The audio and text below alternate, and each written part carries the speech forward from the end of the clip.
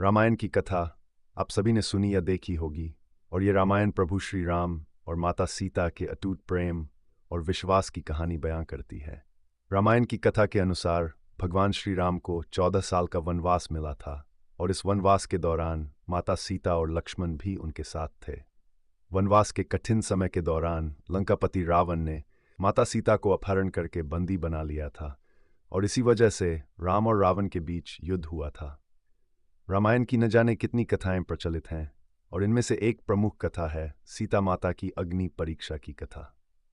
वास्तव में ये बात थोड़ी सोचने पर मजबूर करती है कि आखिर माता सीता और प्रभु श्री राम के बीच के अटूट प्रेम के बावजूद भी अग्नि परीक्षा क्यों देनी पड़ी। जैसे कि हम सब लोगों को पता है कि माता सीता अपनी पति प्रभु श्री राम के अलावा और किसी का चेहरा नहीं देखती थी। जब रावण ने माता सीता का अपहरण किया था, तब कभी भी माता सीता ने रावण का शकल नहीं देखा था। जब रावण सीता से बात करने को आती, तो माता सीता अपने सामने एक घास का तिनका रखती थी ताकि रावण का शकल देखना न पड़े। जब रावण को पराजित करके और अपना 14 साल वनवास पूरा करने के बाद जब प्रभु श्री राम और बाकी लोग वापस अयोध्या लौटे, बड़ी धूमधाम से प्रभु श्री राम और माता सीता का स्वागत किया गया। तभी कहते हैं इसी दिन दिवाली मनाया जाता है। जब अयोध्या में कुछ दिन बीत गए तो माता सीता महल में थी।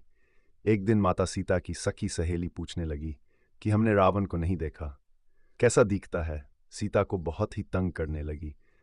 तब जाके माता सीता ने बताया कि मैंने रावण को कभी नहीं देखा, परंतु मैंने रावण की परछाई जरूर देखा था।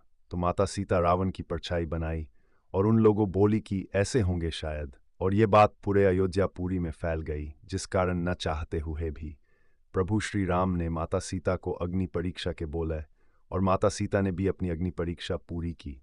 पौराणिक कथाओं के अनुसार प्रभु श्री राम को मर्यादा पुरुषोत्तम के नाम से भी जाना जाता है, और एक राजा की तरह श्री राम के लिए अपनी प्रजा के लिए समर्पण सबसे ज्यादा महत्वपूर्ण था। ऐसे में जब लंबे समय तक रावण की कैद में रहने के बाद माता सीता श्री राम के साथ अयोध्या लौटीं, तब उनकी पवित्रता को लेकर समाज के एक वर्ग में संदेह होने लगा।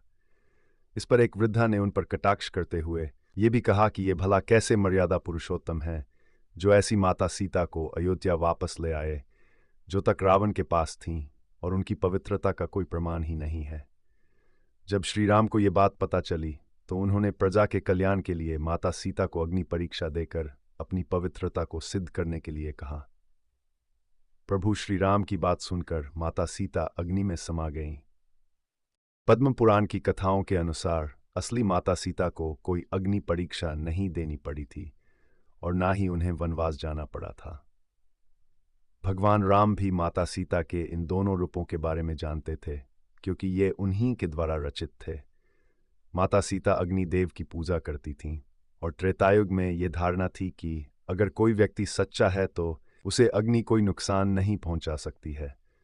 इसी वजह से असली माता सीता अग्निदेव की शरण में सुरक्षित हो गई थीं, और सीता अपहरण से लेकर अग्नि परीक्षा तक के समय में माया की सीता ही थीं।